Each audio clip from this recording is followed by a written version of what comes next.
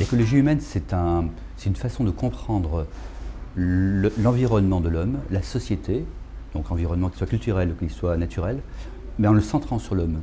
Donc au-delà de l'écologie, c'est faire participer l'homme à son environnement sociétal, social et naturel. Il ne va pas y avoir d'alternative politique sans une alternative culturelle. Il faut commencer déjà par changer notre regard, par faire émerger des idées, mais surtout des expériences à partir de ce qui se fait déjà.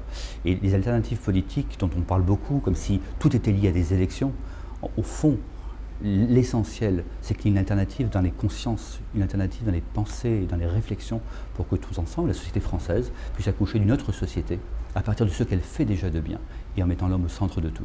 Penser une alternative culturelle, c'est tâcher de penser la société dans ses dimensions économiques, dans ses dimensions culturelles, dans ses dimensions sociales, à partir de l'être humain, à partir de la dignité de l'homme. Et en ce sens, c'est renverser notre regard sur certains problèmes. Pas partir du problème pour se poser la question de l'homme, mais partir de la question humaine pour comprendre en quoi se posent des problèmes culturels, économiques, sociaux ou environnementaux. Tous ceux qui veulent participer à cette transformation de notre regard sur la société et l'environnement à partir de l'homme sont les bienvenus. Il n'y a aucune exclusive. Tout le monde est accueilli, pourvu qu'on veuille, qu'on ait envie, de manière enthousiaste, de transformer la société.